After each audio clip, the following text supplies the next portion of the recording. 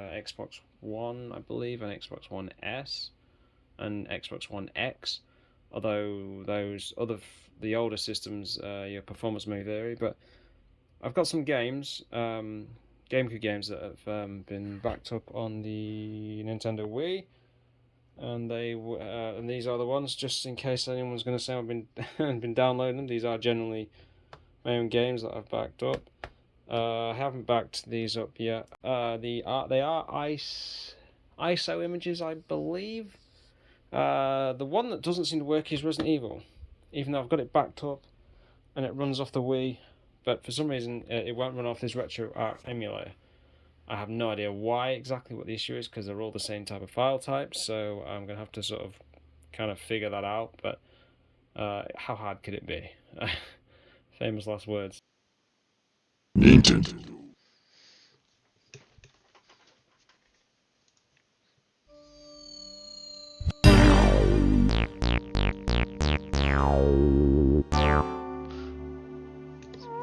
So as you can see, Luigi Mansion runs. I don't know what was going on with the emulator. The bloody thing kept crashing on me. I don't know why exactly.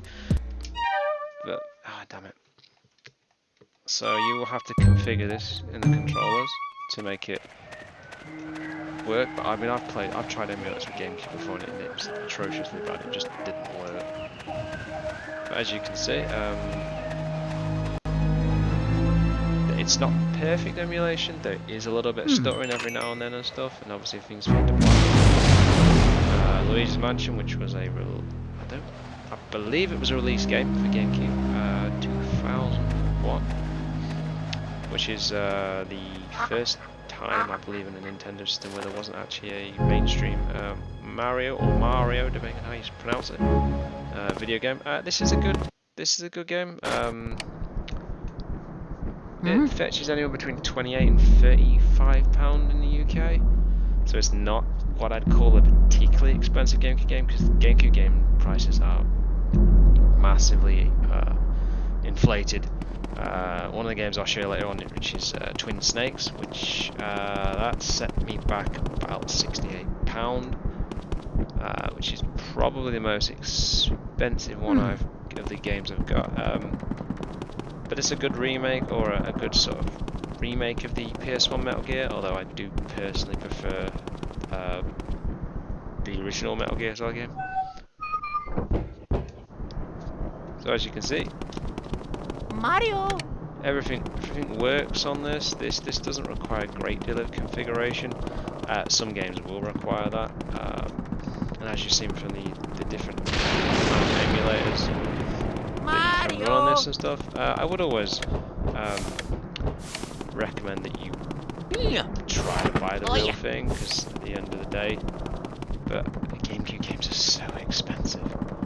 I mean, look at the Resident Evil games on the Code Veronica, Resident Evil 2, Resident Evil 3, which are essentially just ports of the PS1 games, and they fetch anywhere between 38 to about 60 plus pound. So it's a lot, and you've got a frame counter there. Not that it really matters with games like this. I mean, you're talking not all, but a mixture of 30 frames a second and 60, depending on the game. I've even got there's a couple of N64 ports as well for GameCube. Although there is a Nintendo Direct, I believe it's this month at some point. And the rumours and the speculation is that it's going to be Zelda heavy, which I'm slightly excited for, because I'm hoping that means that they will port over, I don't know if it's true, it's just rumours at this point, Twilight Princess and Wind Waker, even though I own Wind Waker, but Twilight Princess is a game that's about £60 plus on eBay to buy, so again, it's not really that cheap. Retro gaming is very, very expensive. Your best retro stuff right now is probably 360 and PS3 to some degree, depending on the game. But as you can see, that all runs. But as I said, this is the one that cost me I think it was about 68 quid. And was it worth it? Yes, it was. But at the same time, that's quite a lot of money for one game. There's a couple I still haven't got which I'm very, very tempted at, but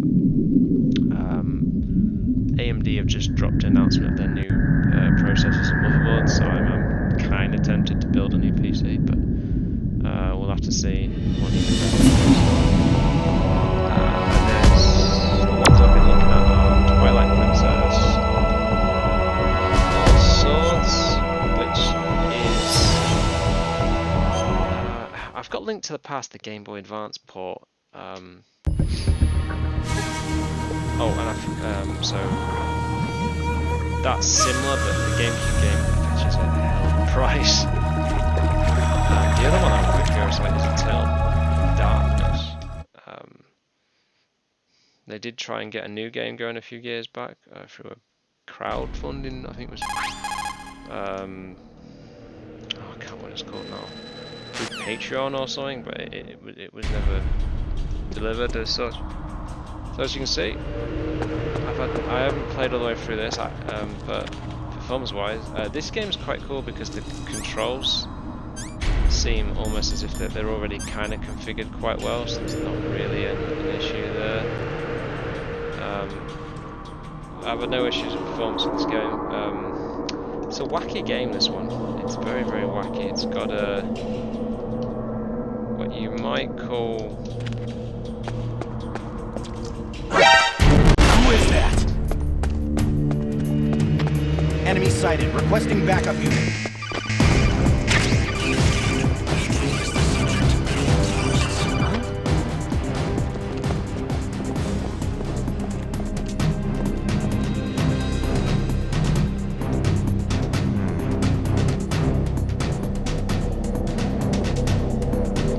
It's not quite what I wanted to do, but it is Metal Gear AI, and the AI in the older games can be quite deceitful.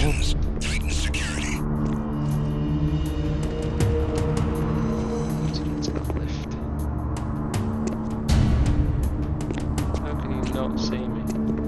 Seriously? Right, so basically what we've got to do is wait for the lift to come down. So this is an excellent game, well worth picking up. Again, I don't know why this has never been ported.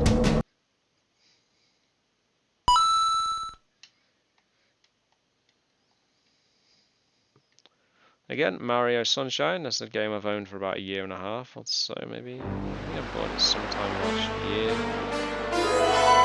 Still haven't really played it that much.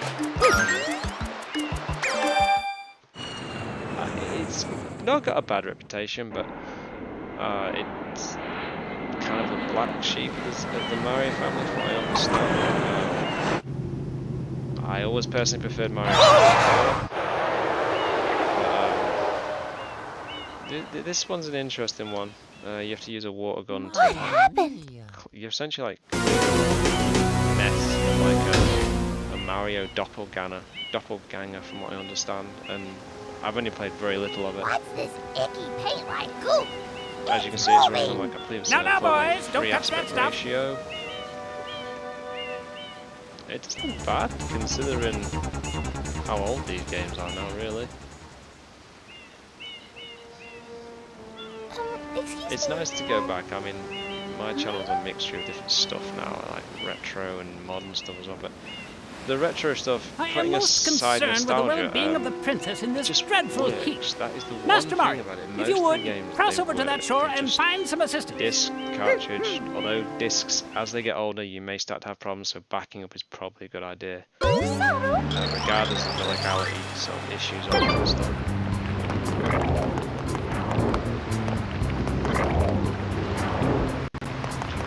So you see a bit of stuttering there, a little bit of stuttering, nothing terrible.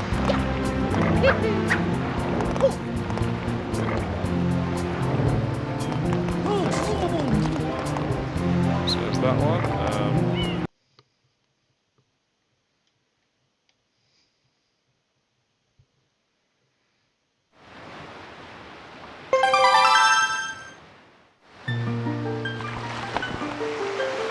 So with this game, you can also, you go into the menu, I'm not going to show it, but it's all in there. You can actually save your game and then load the game up as you want. So, can I load a state in this? No, I can't. I've got the. Okay, so I've not made a save state in Wind Waker, but you can do that.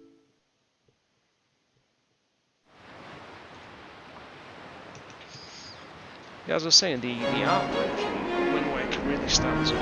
It's just so good. It's just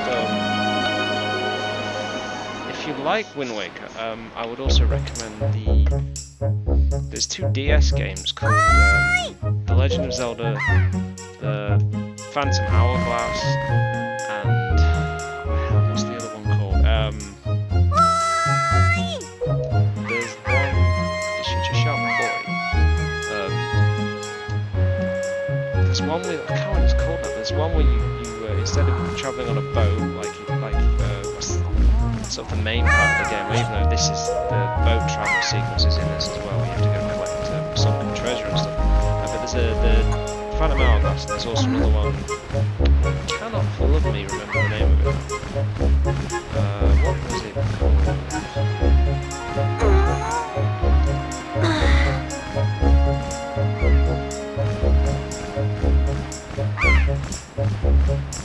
It was published it was made in 2007. Yeah, The Legend of Zelda: Phantom Hourglass was a DS exclusive. Spirit Tracks, which was its follow-on in 2009, which is one where you travel on a train. So it sounds kind of interesting. But I actually owned Phantom Hourglass at one point.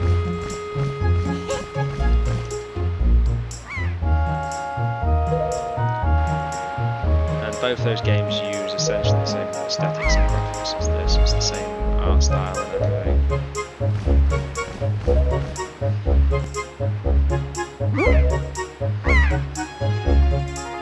Luffy's nose, where's Link's nose? I never noticed that before, it's kind of weird. This is, from memory, this is quite a challenging game in places. You spend a lot of time hiding from pigs and stuff. Again, the controls are not too bad.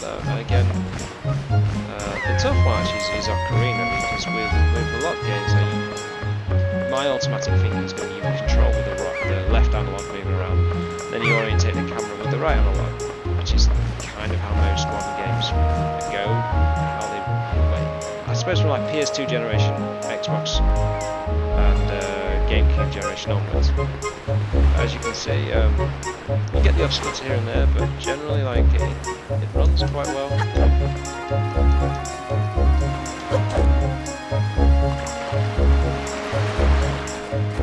But the weird ones like your Red 64, the camera on that for Ocarina of Time, it orientates around you automatically, but it doesn't do it in a way that's like seamless, so you spend a lot of time sort of trying to adjust to it, whereas this one.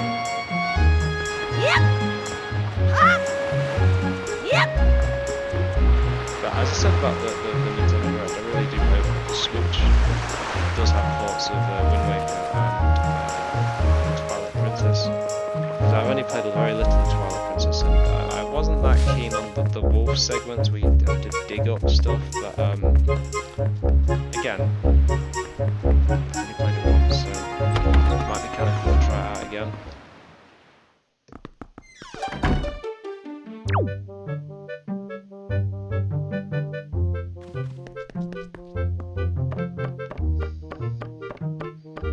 I like the style of this house. This house is kind of cool. Hi.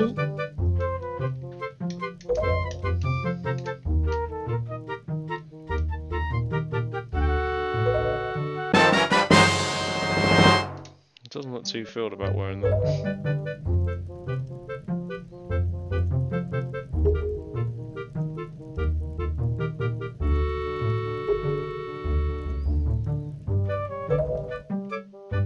And I probably will try and demonstrate Metroid Prime 1 and 2 once I've actually run them on the homebrew on the Wii. See see how they run, because as I get again, like I just trying to figure out why Resident Evil doesn't run.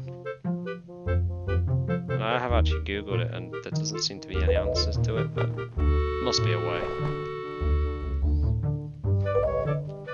Again, as I said, like this is a 30 frames per second game, I believe, but there are games like I'm guessing, but I would have assumed something like F-Zero XG runs possibly at 60 because it is a racing game, but you'd have to check that for yourself because I'm just speculating at this point.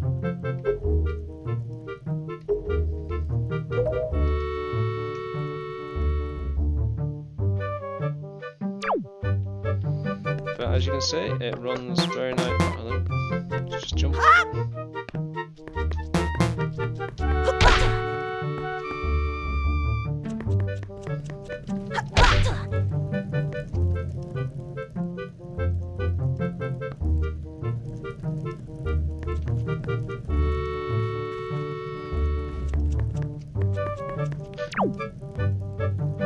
And I will be streaming, I was streaming on Twitch, but I've started streaming on YouTube mainly.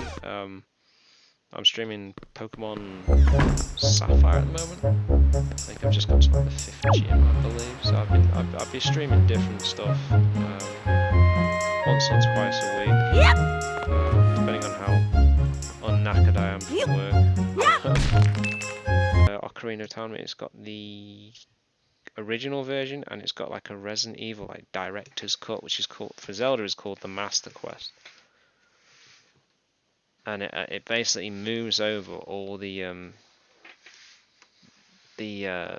dungeon items are in different places. I've never played it. I've only ever played the original version because honestly, the original Zelda is challenging enough. But like the first bit of the game is the child portion isn't that hard, although some would say the water temple, or you go into like the fish, I don't know what the fish is called, that can be challenging, because you've got to carry, is it Princess Ruto, or whatever she's called, over the thing, which is kind of annoying, but in comparison to say the water temple as an adult, it's a really, really easy.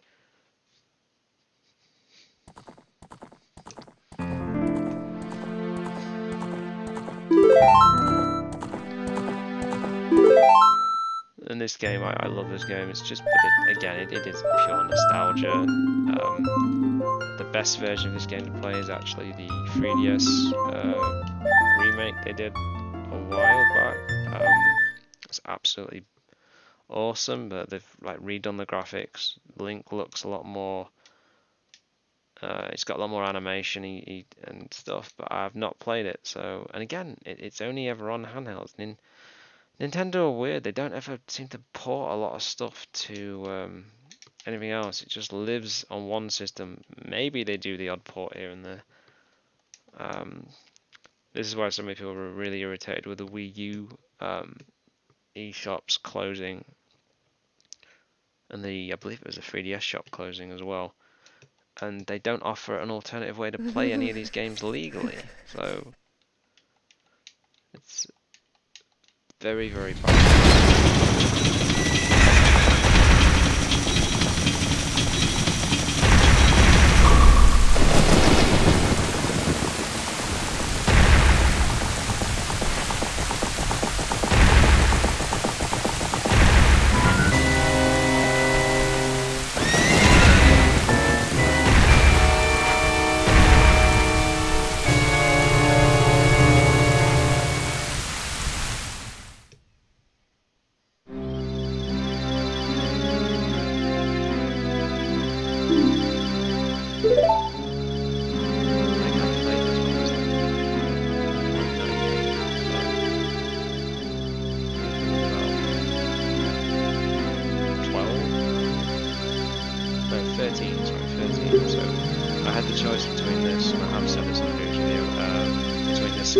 Solid at one of those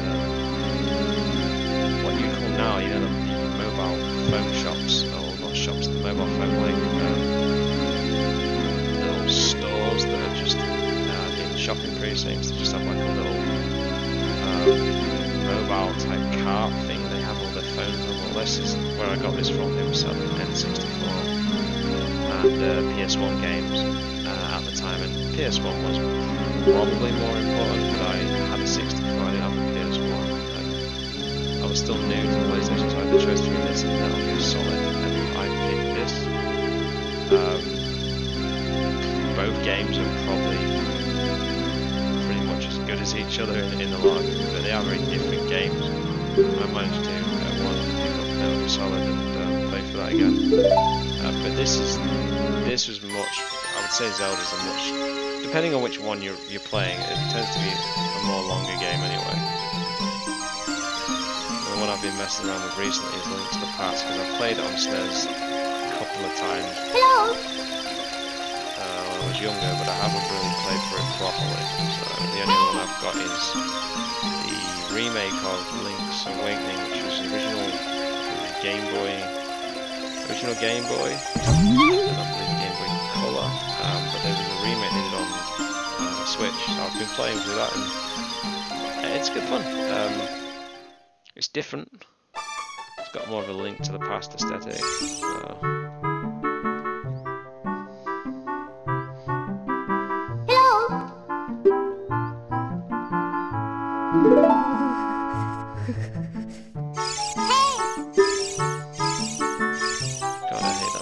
So the fairy gives you, she's supposed to give you hints, but the hints she always gives you are absolutely, well, I think they're crap, some of the hints she gives you sometimes.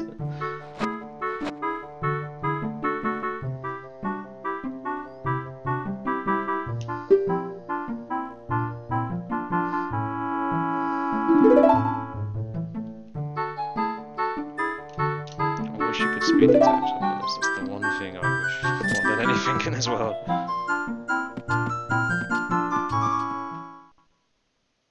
See how rough this game runs, 20 frames a second. I mean, GoldenEye runs at about this frame rate, if not less. And as soon as you jump to the multiplayer, you're talking like sub 14 frames a second at times. That's what it feels. It feels so rough. And there's a stutter play, so you do get